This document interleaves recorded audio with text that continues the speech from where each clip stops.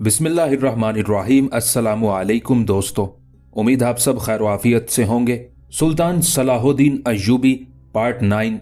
यरूशलेम पहुंचकर शाह अमूरी ने भरे दरबार में काहिन बितरीक को जलील किया। तेरा इल्म झूठा है, इसलिए तुझ पर लाजिम है कि इसी वक्त यरूशलेम की हदूद से निकल जा, मैं तेरी सूरत तक देखना नहीं चाहता। बितरीक बहुत अय्यार इंसान था। उसने पहले ही अपने बचाव का एक दरवाजा खुला रखा था। वो बड़े बावकार अंदाज में खड़ा हुआ और उसने इंतहाई पुरजलाल लहजे में शाह अमूरी को मुखातिब करते हुए कहा, मुकद्दस शहंशाह को याद होगा, मैंने पहले ही कह दिया था कि अगर आसमान ने मुदाखलत नहीं की तो इस जंग में आप ही को फतह हासिल होगी। मगर इसका क्या इलाज है कि इस बार भी आसमान ने मुसलमानों ही का साथ दिया। अब आप ही बताएं कि मैं क्या कर सकता हूँ। काहिन बितरीक का जवाब सुनकर शाह अमूरी नरम पड़ गया। फिर इंतहाई अफसुर्दा लहजे में बोला, मुझे यह बता कि आसमान पर किसकी हुकूमत है। काहिन बितरीक ने बरजस्ता जवाब दिया, खुदावंदे यसू मसीह अलैहिस्सलाम के सिवा आसमान पर किसकी हुकूमत हो सकती है। तो फिर क्या खुदावंद हमसे नाराज हैं? ये कहते कहते शाह यरूशलेम का चेहरा बहुत ज्यादा उदास हो गया था। यकीनन काहिन बितरीक का जादू चल गया था। उसने अपनी आवाज में मजीद रोबो जलाल पैदा करते हुए कहा, अगर ऐसा ना होता तो लाखों का सलीबी लश्कर चंद हजार मुसलमान सिपाहियों से कैसे शिकस्त खा जाता। फिर खुदावंद हमसे कैसे राजी हो। शाह यरूशलेम अमूरी ने इंतहाई गमजदा लहजे में कहा, इस शिकस्त की सबसे बड़ी वजह सुल्तान नूरुद्दीन जंगी है। अचानक काहिन बितरीक ने नया इंकशाफ करते हुए कहा, जब तक वो दरमियान से नहीं हटेगा सलीबी कोई जंग नहीं जीत सकेंगे। यह सुनकर शाह यरूशलेम हैरत जदा रह गया। फिर वो इंतहाई नागवार लहजे में बोला, उसे रास्ते से कौन हटाएगा। शाह यरूशलेम बाल्डोन सालिस मरहूम ने 1000 कोशिश कर ली, मगर सुल्तान नूरुद्दीन को शिकस्त देने की हसरत दिल में लिए जेरे खाक चले गए। शहंशाह फ्रांस लुईस हफ्तम, शहंशाह जर्मनी और शाह कुस्तुनतुनिया ने शिकस्त खाकर आइंदा सुल्तान जंगी से जंग ना करने का फैसला कर लिया। आजकल सब के सब अपनी इशरत गाहों में दुनिया के मजे लूट रहे हैं और ईसाइयत को एक मुर्दा लाश की तरह मुसलमानों की खुराक बनने के लिए रास्ते में पड़ा हुआ छोड़ दिया है। अचानक शाह अमूरी का चेहरा गुस्से से सुर्ख हो गया था और वह बहुत ज्यादा जज्बाती नजर आ रहा था। मलिका एलिनर इंग्लिस्तान जाकर बैठ गई। बस इंताकिया के हुक्मरान रेमंड ने सलीबी परचम को बुलंद रखने की कोशिश की, मगर उसे भी सुल्तान नूरुद्दीन जंगी खा गया। अब सुल्तान किसी को नहीं खा सकेगा, बल्कि उसे मौत खाएगी। काहिन बितरीक ने इतनी बुलंद आवाज में कहा कि पूरा दरबार गूंज उठा। एक लम्हे के लिए शाह यरूशलेम अमूरी का चेहरा फरते मुसर्रत से खिल उठा, मगर दूसरे ही लम्हे वो इंतहाई सख्त लहजे में काहिन बितरीक से मुखातिब हुआ, अगर तेरा ये दावा दुरुस्त साबित ना हुआ तो फिर मुकद्दस बादशाह को मेरी बात पर यकीन कर लेना चाहिए कि मैं यरूशलेम छोड़कर किसी जंगल में रूपोश हो जाऊंगा। काहिन बितरीक ने इंतहाई जज्बाती लहजे में कहा, अगर इस तरह भी मुकद्दस बादशाह की तसल्ली ना हो तो मेरा मुंह काला करके यरूशलेम से निकाल दें। काहिन बितरीक की बातें सुनकर शाह अमूरी का गुस्सा ठंडा हो गया और वो सुल्तान नूरुद्दीन जंगी की मौत का इंतजार करने लगा। सलाहुद्दीन के बड़े भाई शमसुद्दौला तुरान शाह ने यमन पहुंचकर खिलाफत के नए दावेदार अब्दुल नबी खारजी से खूनरेज जंग की और उसे शिकस्ते फाश से दो चार किया। अब्दुल नबी खारजी शदीद नाकामी और नामुरादी की हालत में मैदान जंग से फरार हुआ, मगर शमसुद्दौला के नायब सैफुद्दौला ने दूर तक उसका ताकुब जारी रखा। यहाँ तक कि उसने भागते में अब्दुल नबी खारजी पर तलवार का गहरा वार किया, जिसके असर से अब्दुल नबी खारजी लहराकर घोड़े की पुश्त से जमीन पर गिर पड़ा। सैफुद्दौला ने उसका सर काटकर एक बड़े खान में रखा और उसे सलाहुद्दीन अय्यूबी की खिदमत में काहिरा रवाना कर दिया। सलाहुद्दीन अय्यूबी एक रहमदिल हुक्मरान की हैसियत से किसी मुसलमान की रुसवाई पसंद नहीं करता था, मगर अब्दुल नबी बिन मेहदी खारजी एक बदअकीदा इंसान था और उसने मरकज इस्लामी के खिलाफ बगावत की थी।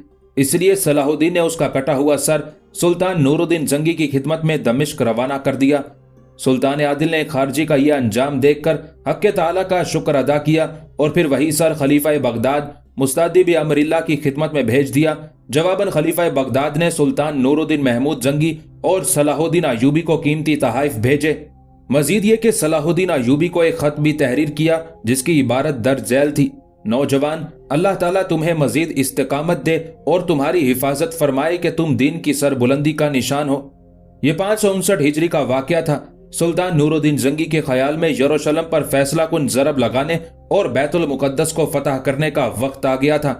चुनाचे सुल्तान आदिल ने अपने जेर असर तमाम रियासतों के हाकिमों को बहुत राजदाराना तौर पर चंद खतूत लिखे, जिनका मफहूम कुछ इस तरह था।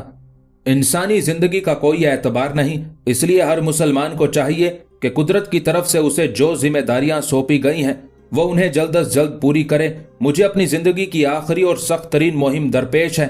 इसके लिए बहुत ज्यादा जंगी वसाइल दरकार होंगे।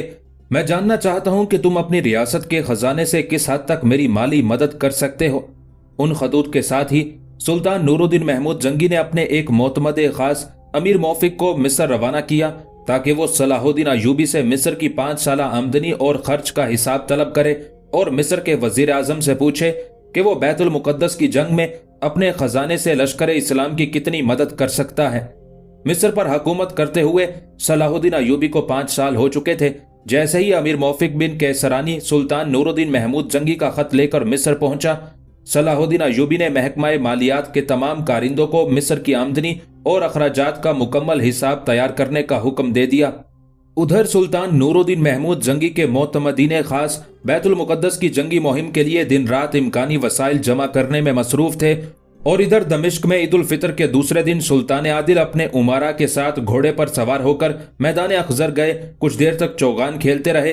फिर जब घोड़े से उतरे तो एक अमीर हमामुद्दीन ने इंतहाई मुसरत आमेज लहजे में कहा, सुल्तान आदिल, आज कैसा मुबारक दिन है कि हम सब इस मैदान में जमा हैं, मगर अल्लाह जाने कि अगले साल हम में से कौन यहाँ मौजूद होगा और कौन बिछड़ जाएगा। ये कहते कहते अमीर हमामुद्दीन का लहजा किसी कदर उदास हो गया था। जवाबन सुल्तान नूरुद्दीन जंगी ने मुस्कुराते हुए इंतहाई शिगुफ्ता लहजे में कहा, हमामुद्दीन, 1 साल तो बहुत तवील अरसा है। हम तो ये भी नहीं कह सकते कि हम अगले माह इस मैदान में जमा होंगे या नहीं। ये इल्हामी अल्फाज थे जो सुल्तान नूरुद्दीन महमूद जंगी की जबान से अदा हुए थे। दूसरे दिन से ही सुल्तान आदिल को गले में हल्की सी तकलीफ हुई। फिर ये बढ़ते बढ़ते खन्नाक की शक्ल इख्तियार कर गई। खन्नाक गले की एक खतरनाक बीमारी है जिसमें इंसान का गला बंद हो जाता है और उसकी मौत वाक़ हो जाती है। शाम, हल्ब और दमिश्क के मायानाज तबीबों ने कदीम किताबें खंगाल डाली और मुजर्रब तरीन नुस्खे तजवीज किए, मगर कोई दवा मर्जुल मौत को नहीं टाल सकी।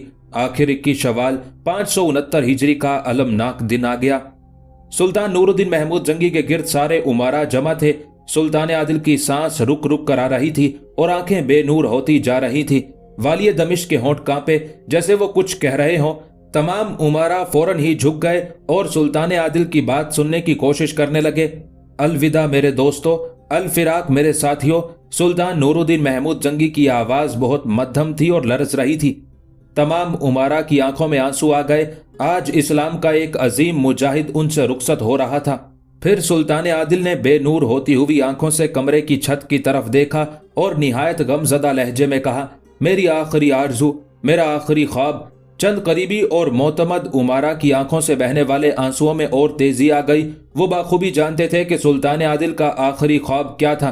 कुछ देर के लिए सुल्तान नूरुद्दीन महमूद जंगी ने आंखें बंद कर ली थी। तबीब समझे कि सुल्तान आदिल की रूह परवाज कर चुकी है, मगर जब उन्होंने नब्ज देखी तो अभी जिंदगी के आसार बाकी थे। सुल्तान आदिल ने दोबारा आंखें खोली। एक बार फिर होंठों को जुम्बिश हुई। उमारा ने फौरन ही झुककर कान लगा दिए। सलाहुद्दीन को मेरा सलाम पहुंचा देना और उसे उसका वादा याद दिला देना। सुल्तान नूरुद्दीन महमूद जंगी रुक रुक कर बोल रहे थे। अमीर हमामुद्दीन ज़ारो कतार रो रहा था। उसने सुल्तान आदिल से सवाल किया, कैसा वादा? सुल्तान नूरुद्दीन महमूद जंगी ने आंखें बंद कर ली, मगर होंठ कांप रहे थे। वो खूब जानता है। उसके बाद सुल्तान आदिल ने कलमा तैयबा पढ़ा और दारे फानी से रुखसत हो गए। सुल्तान नूरुद्दीन महमूद जंगी की वफात की खबर सुनकर दमिश्क में कोहराम बरपा हो गया। लोग गिरिया उजारी करते हुए अपने घरों से निकल आए। उस मर्द मुजाहिद का जनाजा मैदान अखजर में रखा हुआ था, जहां इस्लाम का अजीम सिपह सालार चौगान खेला करता था। दमिश्क के बाशिंदे रोते हुए आते थे और नमाज जनाजा पढ़कर मैदान से बाहर निकल जाते थे ताकि दूसरे लोग उस सादत में शरीक हो सकें। इस तरह हजारों अहले ईमान ने सुल्तान नूरुद्दीन महमूद जंगी की नमाज जनाजा कई बार पढ़ी। फिर उस अजीम मुजाहिद को मदरसा नूरिया में सपुर्दे खाक कर दिया गया, जिसे सुल्तान नूरुद्दीन महमूद जंगी ने बड़े ज़ौक़ व शौक के साथ अपनी निगरानी में तामीर कराया था, जहां सैकड़ों तालिब इल्म हदीस व फिक्र की तालीम हासिल किया करते थे। صلاح الدین ایوبی نے سلطان عادل کے کارندے امیر موفق بن کیسرانی کو اپنے 5 سالہ دور وزارت کا تمام حساب سمجھایا۔ پھر جب وہ مطمئن ہو گیا تو صلاح الدین نے سلطان نور الدین محمود زنگی کے لیے قیمتی تحائف دیے اور اسے رخصت کرنے کے لیے قاہرہ کی سرحد تک آیا، لیکن امیر موفق ابھی راستے ہی میں تھا کہ سلطان عادل کا انتقال ہو گیا۔ پھر جب اس جاں گداز واقعے کی خبر مصر پہنچی تو صلاح الدین ایوبی اس وقت دربار میں تھا اور اپنے امراء سے خطاب کر رہا تھا۔ یہ خبر سنتے ہی چند لمحوں کے لیے صلاح الدین ایوبی پر سکتہ طاری ہو گیا۔ پھر وہ تخت سے اٹھا۔ حاضرین دربار نے دیکھا صلاح الدین ایوبی زارو قطار رو رہا تھا اور بار بار یہ الفاظ دہرا رہا تھا، ہائے میرے آقا، ہائے میرے سردار، اللہ آپ پر اپنی رحمت نازل کرے۔ حاضرین دربار بھی اداس تھے اور بعض امراء جو سلطان عادل کے مقام کو سمجھتے تھے وہ بھی اس طرح رونے لگے جیسے ان کا باپ ان سے بچھڑ گیا ہو۔ سلطان نور الدین زنگی نے ساری زندگی میں صرف ایک شادی کی۔ ان کی شریک حیات کا نام رضی خاتون بنت معین الدین تھا۔ وہ اپنی سیرت و کردار کے اعتبار سے ایک بلند درجہ خاتون تھی۔ گھر کا سارا کام کاج اپنے ہاتھ سے کرتی تھی۔ سلطان عادل جو معمولی رقم انہیں دیتے تھے اسی سے سارا خرچ چلاتی تھی۔ نہ کوئی ملازمہ تھی اور نہ کوئی کنیز۔ اگر ان کے شوہر ایک درویش صفت بادشاہ تھے تو رضی خاتون ایک درویش صفت ملکہ۔ سلطان نور الدین زنگی نے 58 سال کی عمر میں وفات پائی اور 28 سال اسلامی مساوات کے ساتھ حکومت کی۔ اس طویل عرصے میں سلطان عادل کے حرم میں رضی خاتون کے علاوہ کسی لونڈی، کنیز یا دوسری عورت کا گزر نہیں ہوا۔ سلطان نور الدین زنگی کی صرف 2 اولادیں تھیں، ایک لڑکی جس کا نام شمس النساء تھا اور دوسرا لڑکا ملک صالح اسماعیل جس کی عمر صرف 11 سال تھی۔ دمشق، شام اور دوسری ریاستوں کے تمام امراء نے اتفاق رائے کے ساتھ ملک صالح کو سلطان عادل کا جانشین قرار دے کر تخت پر بٹھا دیا۔ ان میں سے کچھ امراء سلطان نور الدین محمود زنگی کے خاندان سے مخلص تھے، لیکن امیروں کی اکثریت سازشی اور طالع آزما تھی۔ یہ لوگ ایک 11 سالہ بچے کو ڈھال بنا کر اپنے ذاتی اغراض و مقاصد کی جنگ لڑنا چاہتے تھے۔ سلطان نور الدین محمود زنگی کے تمام امراء میں صلاح الدین ایوبی سب سے زیادہ با اثر اور طاقتور امیر تھا۔ دمشق اور شام کے خود غرض امراء کی آنکھوں میں صرف صلاح الدین ایوبی ہی خار بن کر کھٹک رہا تھا۔ ان لوگوں نے سلطان نور الدین محمود زنگی کی تدفین کے فوراً بعد ہی صلاح الدین ایوبی کے خلاف رضی خاتون کے کان بھرنے شروع کر دیے تھے۔ سلطان مرحوم و مغفور نے جس غلام کو ہم سب سے زیادہ نوازا آج وہی اپنے آقا کے غم میں شریک نہیں ہے۔ رضی خاتون نے بڑے تحمل کے ساتھ ان امراء کی باتیں سنی اور پردے کے پیچھے سے مخاطب ہوئی، تم لوگ یہ کس طرح کہہ سکتے ہو کہ صلاح الدین ہمارے غم میں شریک نہیں ہے؟ سازشی امراء نے ایک کمزور دلیل کا سہارا لیا جو بظاہر بہت طاقتور نظر آ رہی تھی۔ اگر وہ خاندان نوریہ کے ساتھ مخلص ہوتا تو اب تک سلطان ملک صالح کے دستے مبارک پر بیعت کر کے اپنی وفاداری کا ثبوت دے چکا ہوتا۔ اس جاں گداز موقع پر نہ وہ خود آیا اور نہ ملکہ عالیہ کی خدمت میں کوئی تعزیت نامہ ارسال کیا۔ یہی وہ علامت ہے کہ جس سے صلاح الدین ایوبی کی سرکشی اور بغاوت کا اظہار ہوتا ہے۔ آپ ان قریب دیکھ لیں گی کہ اس نے اپنی گردن سے خاندان نوریہ کی غلامی کا توق اتار پھینکا ہے۔ رضی خاتون کو ان امراء کی یہ بات شدید ناگوار گزری۔ یہ بات میرے وہم و گمان میں بھی نہیں آ سکتی کہ صلاح الدین سلطان عادل کے خاندان کے خلاف سرکشی اختیار کر سکتا ہے۔ بدگمانی سے بچو کہ اہل ایمان کے لیے یہ ایک خطرناک بیماری ہے۔ صلاح الدین کو کوئی مصروفیت بھی ہو سکتی ہے۔ سلطان عادل کی وفات کی خبر مصر میں تاخیر سے بھی پہنچ سکتی ہے۔ رضی خاتون کا لہجہ انتہائی سخت تھا۔ زمانہ ساز اور خوشامدی امراء کا خیال تھا کہ وہ ایک سیدھی سادی گھریلو خاتون کو بہت جلد اپنی باتوں کے شیشے میں اتار لیں گے، مگر آج انہیں اندازہ ہوا کہ رضی خاتون کتنی دور اندیش عورت تھی۔ بالآخر وہ امراء ناکام و نامراد واپس چلے گئے، مگر ان کے فتنہ گر ذہن صلاح الدین کے خلاف سازش کا کوئی نیا منصوبہ تراشنے میں مصروف تھے۔ ادھر صلاح الدین ایوبی نے مصر کی تمام مسجدوں میں ملک صالح کا خطبہ پڑھوایا اور ٹکسال میں فوری طور پر ایک نیا سکہ ڈھالا گیا جس پر ملک صالح کا نام نمایاں طور پر کندہ تھا۔ پھر صلاح الدین ایوبی نے دمشق جانے کی تیاریاں شروع کر دیں۔ اگرچہ مصر کے سیاسی حالات پرسکون تھے، لیکن صلیبی کسی وقت بھی شورش برپا کر سکتے تھے۔ اسی خیال سے سالار عبداللہ کرشی اور امیر عز الدین نے صلاح الدین ایوبی کو مشورہ دیتے ہوئے کہا، اگر آپ مناسب سمجھے تو کسی نمائندے کے ہاتھ سلطان ملک صالح کے نام تعزیت نامہ ارسال کر دیجئے۔ ہمارے نزدیک اس وقت آپ کا مصر چھوڑنا مناسب نہیں ہے۔ یہ میں جانتا ہوں، صلاح الدین ایوبی نے نہایت غم زدہ لہجے میں کہا، مگر پھر بھی میرا جانا نہایت ضروری ہے۔ میرے آقا کے خاندان پر رنج و علم کا جو پہاڑ ٹوٹا ہے اس کا اندازہ یہاں بیٹھ کر نہیں کیا جا سکتا۔ मैं उनके दुख को कम नहीं कर सकता, लेकिन कम से कम अपनी मौजूदगी तो जाहिर कर सकता हूँ। ताज़ियतनामा अरसाल करना तो एक आम सी रस्म है और सुल्तान आदिल मुझे अपने ख्वास में भी सर फहरिस्त रखते थे। अगर ये वक्त गुजर गया तो मैं जिंदगी भर अपनी अदम शिरकत का कोई उज़र नहीं पेश कर सकूंगा। हो सकता है कि दमिश्क और शाम के लोग मेरे इस अमल को एहसान फरामोशी से ताबीर करें और मैं इस ताना जनी के साथ जिंदा रहना नहीं चाहता। ये कहते कहते उसकी आंखों में आंसू आ गए थे।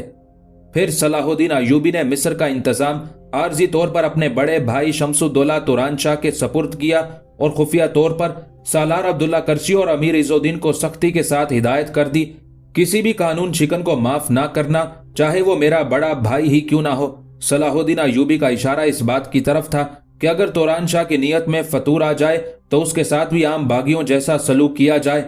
फिर सलाहुद्दीन अय्यूबी एक फौजी दस्ते के साथ बर्क रफ्तारी के अंदाज में दमिश्क पहुंचा। सलाहुद्दीन ने अपने उस सफर को बहुत खुफिया रखा था। फिर जब वो कसरे खिलाफत में दाखिल हुआ तो हर शख्स उसकी आमद पर हैरान रह गया। जो उमरा सुल्तान नूरुद्दीन जंगी से मुखलिस थे वो सलाहुद्दीन को कसरे खिलाफत में देखकर बहुत खुश हुए, और जो साजिशी उमरा रजी खातून के सामने सलाहुद्दीन अय्यूबी को सरकश और गद्दार साबित करने की कोशिश कर रहे थे, उनके दिल आतिश हसद से जल उठे थे और चेहरे मस्क होकर रह गए थे। सलाहुद्दीन अय्यूबी किसी से बात किए बगैर सीधा हरम सरा में पहुंचा, जहां रजी खातून इद्दत के दिन गुजार रही थी। सलाहुद्दीन सुल्तान आदिल के घर के एक फर्द की तरह था। रजी खातून उसे पर्दा नहीं करती थी। सलाहुद्दीन एक बेटे की तरह घुटनों के बल उनके सामने झुक गया और जारो कतार रोने लगा। रजी खातून ने मादराना शफकत के साथ उसके सर पर हाथ रख दिया और खुद भी रोने लगी। मुझे यकीन था कि तुम जरूर आओगे। फिर दूसरे दिन अजीब मंजर था। जब 11 साला सुल्तान मलिक साले दरबार में दाखिल हुआ, उसके पीछे सलाहुद्दीन अय्यूबी था और बाद में दूसरे उमरा। सलाहुद्दीन ने खम होकर मलिक साले को तख्त पर बैठने का इशारा किया। जब मलिक साले तख्त पर बैठ गया तो सलाहुद्दीन ने दाएं जानिब दस्तबस्ता खड़े होकर हाजरीन दरबार से खिताब किया। उसके आंसू बह रहे थे और आवाज शिद्दत जज्बात से भर्राई हुई थी। आज हम अहले दर्द के लिए ये सबसे ज्यादा जांगुदाज घड़ी है कि सुल्तान आदिल हमारे दरमियान मौजूद नहीं है, मगर फिर भी ये मकाम शुक्र है कि हम आका ज़ादे सुल्तान मलिक साले की शक्ल में अपने मरहूम आका को देख रहे हैं। हक़ ताला से मेरी दुआ है कि आका की ये निशानी तादेर सलामत रहे और परचम नूरी के साए में तमाम मिल्लत इस्लामिया मुत्तहिद हो जाए। ये कहकर सलाहुद्दीन अय्यूबी कुछ देर के लिए खामोश हो गया। पूरे दरबार पर गहरा सकूत तारी था। सुल्तान मरहूम के वफादार जारो कतार रो रहे थे। मुख्तसर सी खामोशी के बाद सलाहुद्दीन अय्यूबी की पुरजलाल आवाज दोबारा गूंजने लगी। बादशाह अच्छी जमीन में अच्छे फल के लिए बीज बोते हैं। अल्लाह से डरते रहो और अपनी सफों में किसी किस्म के इख्तलाफ को दाखिल ना होने दो कि दुश्मन उससे फायदा उठाएगा और वो नेमतें जो जमाने ने आजिज होकर उनके हकदारों तक पहुंचाई थी उनसे छिन जाएंगी। तुम सीसा पिलाई हुई दीवार और एक दूसरे के दस्तो बाजू बन जाओ। ऐसे दिलों की शक्ल में ढल जाओ जिनमें एक दूसरे के लिए सरासर शफकत और मोहब्बत हो। ऐसी तलवारें बन जाओ जो एक नियाम में यकजा हो जाएं। याद रखो कि कुफर इस्लाम पर हमलावर होने के लिए मुत्तहिद हैं। अगर तुम्हारे दिलों से निफाक नहीं निकला तो कुदरत तुम्हें अजाब में मुब्तला कर देगी और तुम्हारा रोब जाता रहेगा। मैं बरसरे दरबार ऐलान करता हूँ कि हम आका नूरुद्दीन मरहूम के हामी और मददगार हैं।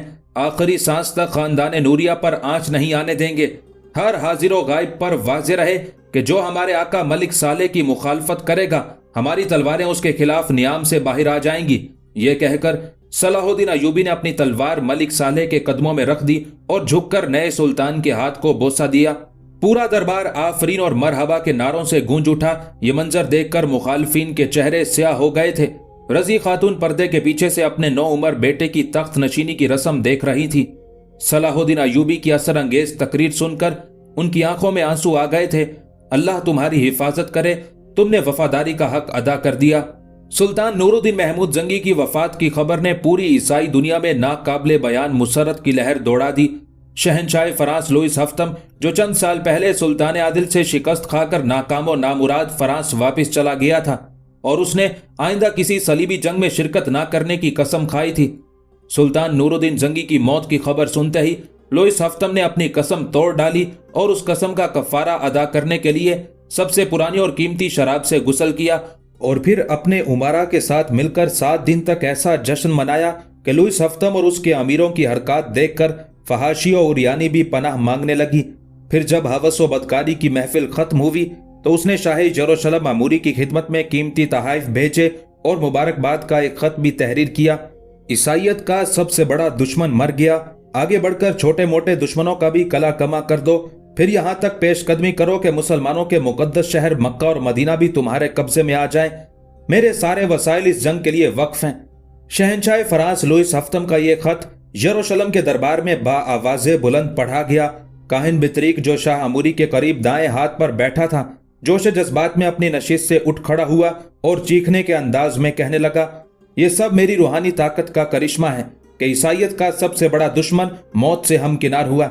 शाह यरूशलेम ने भरे दरबार में काहिन बितरीक की रूहानी ताकत का एतराफ किया, कीमती इनामात से नवाजा और साथ ही ये मुतालबा भी कर दिया कि सुल्तान जंगी की तरह सलाहुद्दीन अय्यूबी को भी हलाक कर दिया जाए ताकि हमारे रास्ते का आखिरी पत्थर भी खत्म हो जाए।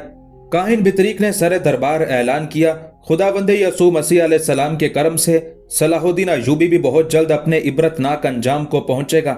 शहंशाह फ्रांस लुइस हफ्तम की तरह शहंशाह जर्मनी कॉनरेड ने भी शाह यरूशलेम को मुबारकबाद का खत लिखा और एक बार फिर सलीबी जंग के लिए अपने माली वसाइल की पेशकश की। इंग्लिस्तान की ओबाश मलिका एलिनर की खुशी भी नाकाबिले बयान थी, क्योंकि उसने भी दूसरी सलीबी जंग में सुल्तान नूरुद्दीन जंगी के हाथों बदतरीन शिकस्त खाई थी। अब उसका बेटा रिचर्ड 10 साल का हो गया था। मलिका एलिनर अपनी निगरानी में उसे जंगी तरबियत दे रही थी। सुल्तान आदिल की मौत की खबर सुनकर मलिका एलिनर ने जोश जज्बात में रिचर्ड को गले से लगा लिया था और उसकी पेशानी चूमते हुए कहा था, बेटे बस चंद साल की बात और है, तुम जवान होकर अपनी माँ के ख्वाब की ताबीर पेश करोगे। कैसा ख्वाब? रिचर्ड ने मासूमियत से पूछा। तुम्हारी माँ ने जिंदगी में कोई नेक काम नहीं किया है। मलिका एलिनर पागल सी हो रही थी। अब मेरे गुनाहों के कफ्फारे की एक ही सूरत है कि तुम मुसलमानों से सलीबियों की शिकस्त का शदीद इंतकाम लो, ताकि तुम्हारी माँ मरने के बाद खुदावंदे यसू मसीह अलैहिस्सलाम के दरबार में सुरखरुई के साथ दाखिल हो सके।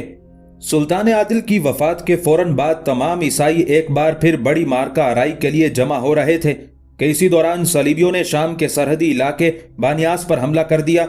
इससे पहले कि सलाहुद्दीन अय्यूबी मुसलमानों की मदद को पहुंचता, शाम के कुछ गद्दार उमारा ने ईसाइयों से सुलह कर ली और सलाहुद्दीन अय्यूबी के खिलाफ इत्तेहाद कायम कर लिया। उस सारे फसाद की जड़ शाम के कुछ ऐश परस्त और खुद गरज उमारा थे, जिनकी क़यादत अमीर शमसुद्दीन इब्ने मुकद्दम कर रहा था, जो उस वक्त शामी अफवाज का सालार भी था। इब्ने मुकद्दम को हसामुद्दीन हुसैन की मुआवनत हासिल थी, जो शाम का एक ताकतवर अमीर था। शमसुद्दीन इब्ने मुकद्दम और हसामुद्दीन हुसैन के दरमियान एक इंतहाई सफाकाना मुआहिदा तय पाया था। पहले सलाहुद्दीन अय्यूबी से निजात हासिल करना, फिर सुल्तान नूरुद्दीन जंगी की बेवा रजी खातून बेटी शमसुन्निसा और 11 साला बेटे को कत्ल करके शाम और दमिश्क पर मुकम्मल कब्जा कर लेना। वाज़ेह रहे कि दोनों उमारा शमसुद्दीन इब्ने मुकद्दम और हसामुद्दीन निहायत ओबाश और बदकार इंसान थे। उन्हें सुल्तान नूरुद्दीन जंगी मरहूम से शदीद नफरत थी, क्योंकि सुल्तान आदिल ने अपनी तमाम रियासतों में सख्त एहतसाबी निज़ाम जारी किया था, जिसके सबब कोई अमीर शराब और रक्स के करीब नहीं जा सकता था, न रिश्वत ले सकता था और न बैतुल माल में गबन करके अपने जाती सरमाए में इजाफा कर सकता था। सुल्तान नूरुद्दीन महमूद जंगी की हयात ही में ये दोनों अमीर छुप छुप कर बड़ी बागियाना और फासिकाना गुफ्तगू किया करते थे। ये कोई जिंदगी है कि हम मखलूक खुदा की खिदमत करते करते मर जाएं और ऐशो आराम की एक सांस भी ना ले सकें। हमें नहीं चाहिए ये ख्याली जन्नत और तसव्वुराती हूरें। हमें इसी जमीन पर जीती जागती फिरदौस और गोश्तो पोस्त की जिंदा हूरें दरकार हैं। हम आखिरत के एतबार पर अपनी चंद रोजा जिंदगी बर्बाद नहीं कर सकते। जब सुल्तान आदिल का इंतकाल हुआ तो दमिश्क और शाम आंसुओं के सैलाब में डूब गए थे, मगर ये दोनों अमीर और इनके हम ख्याल लोग जश्न मना रहे थे। शराब बह रही थी और सीमतन रकासाएं नाच रही थी। अब उन्हें कोई फिक्र नहीं थी, क्योंकि उनके जराइम पर ताजियाने बरसाने वाला कब्र में सो रहा था। फिर अपनी उसी गुनहगाराना जिंदगी को ज्यादा रंगीन और पायदार बनाने के लिए अमीर शमसुद्दीन इब्ने मुकद्दम और अमीर हसामुद्दीन हुसैन ने सुल्तान आदिल के खानदान के कत्ल का मंसूबा बनाया, मगर वो दोनों खबीस इंसान अपने मंसूबे में उस वक्त तक कामयाब नहीं हो सकते थे जब तक सलाहुद्दीन अय्यूबी जिंदा था, और सलाहुद्दीन जैसे ताकतवर हुक्मरान को रास्ते से हटाना उन दोनों के बस में नहीं था।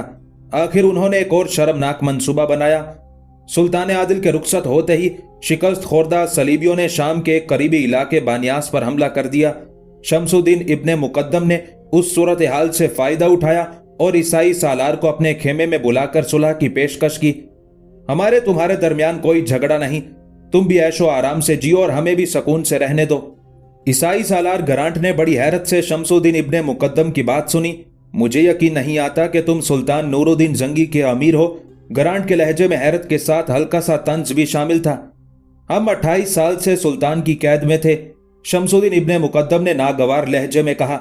सुल्तान एक मजहबी जनूनी थे और हमें उनके नजरियात से शदीद इख्तलाफ था, मगर अब हम आज़ाद हैं और हमें अपनी मर्जी से जिंदगी गुजारने का हक है। सलीबी सालार गरांट इंतहाई शातिर इंसान था। उसने इब्ने मुकद्दम को मजीद कुरेदते हुए कहा, क्या ये तुम्हारे जाती ख्यालात हैं या सारे मुसलमान ऐसा ही सोचते हैं? गरांट ने बड़ी होशियारी से एक और चाल चली थी, जिसे इक्तदार का भूखा शमसुद्दीन इब्ने मुकद्दम समझने से कासिर रहा। बहुत से लोग हैं जो इस कैद से निकलना चाहते हैं, शमसुद्दीन इब्ने मुकद्दम ने पुरजोश लहजे में कहा, मगर अभी वो वक्त का इंतजार कर रहे हैं। फिलहाल मैं और मेरा लश्कर खून रेजी नहीं चाहता। अगर तुम हमसे दोस्ती चाहते हो तो इसका सबूत फराहम करो। सलीबी सालार गरांट ने मुस्कुराते हुए कहा। वो मुख्तसर सी गुफ्तगू के दौरान शमसुद्दीन इब्ने मुकद्दम की ऐश परस्ताना और बुज़दिलाना फितरत से वाकिफ हो चुका था। क्या ये सबूत काफी नहीं कि मैं तुमसे मुस्तकिल सुलह करने के लिए तैयार हूं, मगर इस सुलह की एक बुनियादी शर्त है। आखिर शमसुद्दीन इब्ने मुकद्दम ने भी बड़ी होशियारी के साथ अपनी चाल चल दी। कैसी शर्त? एक लम्हे के लिए सलीबी सालार चौंका, मगर उसने फौरन ही अपने आसाब पर काबू पा लिया। सुल्तान मरहूम के सारे गुलाम अपने पैरों की जंजीरों और गर्दनों की तोक काट देना चाहते हैं, मगर एक शख्स ऐसा है जो आखिरी सांस तक सुल्तान ही का गुलाम रहना चाहता है। शमसुद्दीन इब्ने मुकद्दम ने एक एक लफ्ज पर जोर देते हुए कहा, और वो है सलाहुद्दीन अय्यूबी। सलाहुद्दीन अय्यूबी का नाम सुनते ही सलीबी सालार गरांट के चेहरे पर शदीद नफरत का रंग उभर आया। सलाहुद्दीन अय्यूबी को हमारी ये सुलह बहुत गिरा गुजरेगी। शमसुद्दीन इब्ने मुकद्दम ने अपनी बात की मजीद वजाहत करते हुए कहा, वही एक जहर आलूद खंजर है जो ख्वाब में भी मुझे शाहरग के करीब लहराता नजर आता है। इब्ने मुकद्दम की बात सुनकर सालार गरांट कुछ देर गहरी सोच में डूबा रहा, फिर उसके होंठों पर एक इंतहाई मानी खेज और अय्यार मुस्कुराहट उभर आई।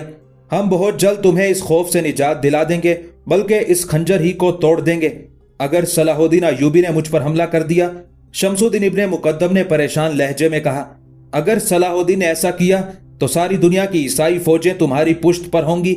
सलीबी सालार गरांट ने पुरजोश लहजे में इब्ने मुकद्दम को यकीन दिलाया। फिर दोनों के दरमियान तहरीरी तौर पर सुलह का मुआहिदा तय पा गया, जिसमें वाज़े तौर पर दर्ज था कि ईसाई और मुसलमान एक दूसरे पर दस्तंदाजी नहीं करेंगे और सरहदों पर अमनो सकून कायम रखेंगे।